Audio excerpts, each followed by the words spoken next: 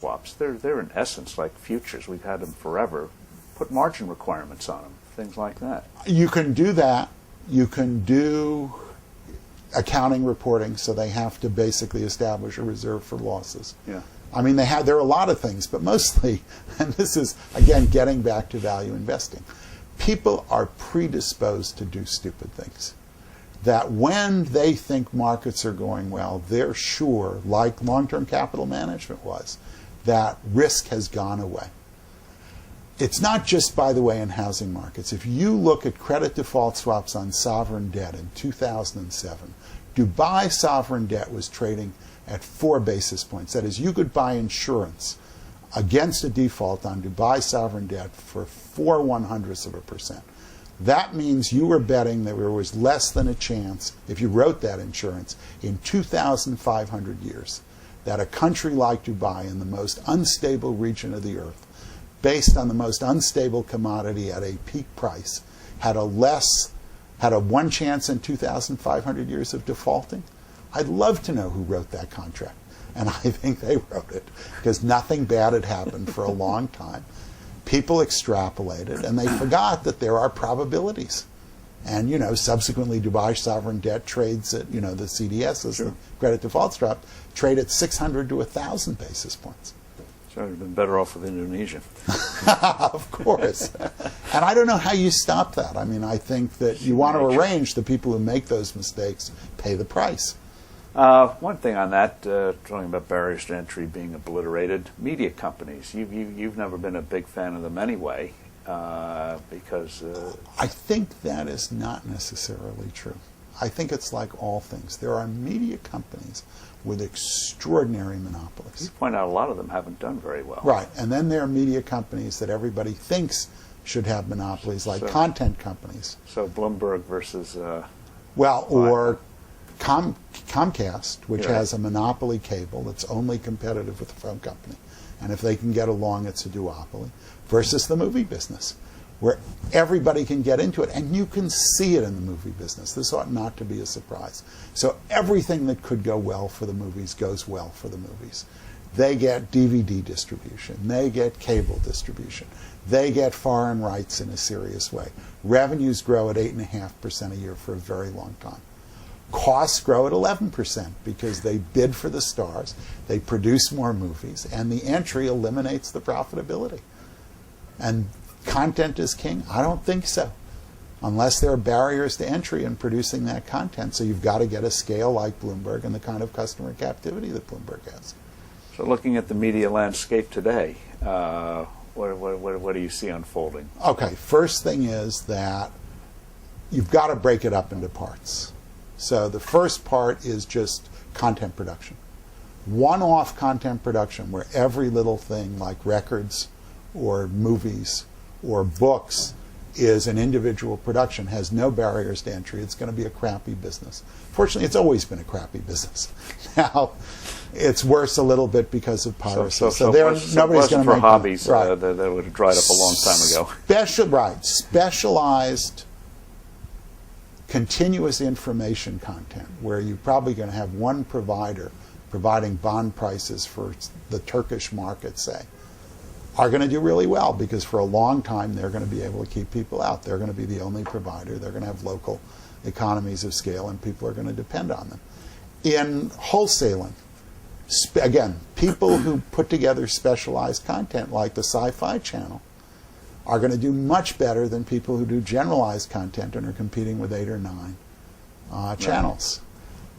Finally, on the distribution end, the people who are going to make money there are, of course, not the old physical distribution people, but the people who own the electronic wire, and that's the telcos to the extent they do it, and Comcast. And those are going to be hugely valuable monopolies. When we all live in caves for global warming or whatever reason, that wire is going to be our lifeline, and if those two guys can cooperate, a large share of our income is going to go to that. So companies like Verizon and AT&T have a future? If two things happen. One is they have the infrastructure to provide fast internet access, essentially. Right. And that'll be a cost-free infrastructure. It'll be a fiber backbone, and it'll be over-the-air transmission, so it will never break, and it'll be completely software-defined, so nobody will work there. and it will be hugely valuable because it's a huge fixed cost. That's the first thing. If they can get that infrastructure in place, they'll do really well. Second thing is they have to be able to get along with the cable companies, because that's a shared monopoly, and if those guys are testosterone-crazed jackasses and compete with each other, they will convert it into an unprofitable competitive business. If they can get along implicitly, they will make a ton of money. So what areas do you like right now as a value investor? Well, I mean, I think cable is much despised. Telcos are much despised all over the world. Right. And you want to do the work to see which are the telcos that are likely to first be in a position with this basic infrastructure, which is going to be universal. And I think there are foreign telcos that look like they're able to do that. I mean, France Telecom may eventually get there. Turkey Telecom has got a lot of fiber infrastructure and cable infrastructure, and may get there. So you want cheap telcos with a future, because the future is they're essentially trading at like 8 to 10% dividend yields, as if they're dying, and some of them are not. And the other one is the cable companies. I think Comcast is. So if you own the highway, you collect the tolls. Of course, exactly. And if you own the highway at a really low price, because everybody else thinks the highway is going to fall apart and be really expensive, that's a lovely place to be. So what bubbles do you see out there? In the I mean, all right, I'll do the one that I've been wrong on for years. I've always thought Amazon is a bubble. They have no customer captivity. They don't have enough scale that it's hard to replicate. They occupy a really big market.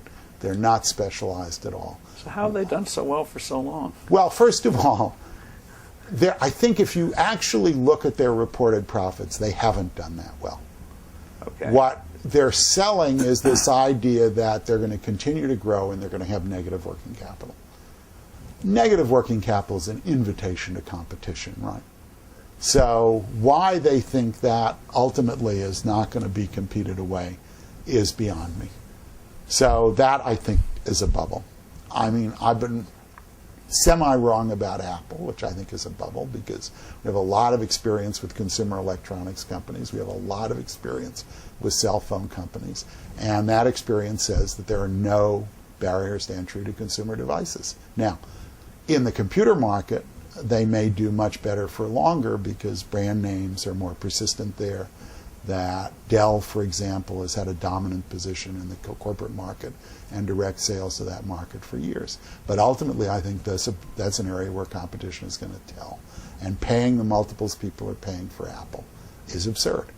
The other one, I think, and this is along the lines of growth not always being valuable, people are paying a lot of money for companies in Brazil and in China that are subject to competition. Chinese manufacturers have to compete with other Chinese manufacturers. And the growth just gets competed away by entry, like it did for the movie business. So I think you would be well advised, especially given the political uncertainties and everything else in the fundamental economics, not to pay a ton of money for China. And I think there's something else that is going to kill China too, which is that if you remember, if we had been sitting here in 1989, everybody thought the United States was going to consist of people who flipped burgers at Disneyland for Japanese tourists. I didn't, but others did. Others didn't, and they were wrong. And they were wrong because the Japanese were in manufacturing. And manufacturing is an area where productivity growth is much higher than demand growth. And it means like agriculture. A quick point on that. Caterpillar, Deere, and others make the money not selling moving equipment so much as servicing, which is local markets. Which is local markets that they can dominate. Global making markets are subject to what happened to agriculture in the 1920s and 30s. Everyone was trying to do it. Everybody left it. Everybody could do it. Productivity growth was enormous, and it died. And I think Japan has basically had this very long period of malaise because they have decided they're going to be the preeminent manufacturer in the world. It's like in 1940, the United States deciding they're going to dominate the world by being the preeminent agricultural producer. And that would have led no place. And I think China's in the same game. So I think you're going to have real trouble in China. Elaborate just on that 1 minute on China. Authoritarian government, huge success so far. Are you saying they don't have the kind of flexibility in a true free market Well, that allows economies to No, adjust it's- like we've done over time? I think it's not so much that, although I think there's an element of that to it. First of all, on the huge success, they still have an output per capita that's probably a third to a half of Taiwan's. So the direction is good, but the level is still nothing to write home about. Right.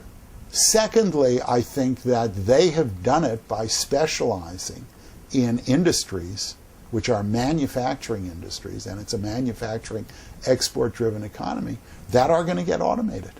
If you go into a Japanese factory today, I mean, and this is the problem with Japan, there are more people on the loading dock than there are in the factory, and the loading dock is this service function that you talked about with Caterpillar and so on. There is no evidence yet that they've moved into developing a vibrant, innovative service sector. And there is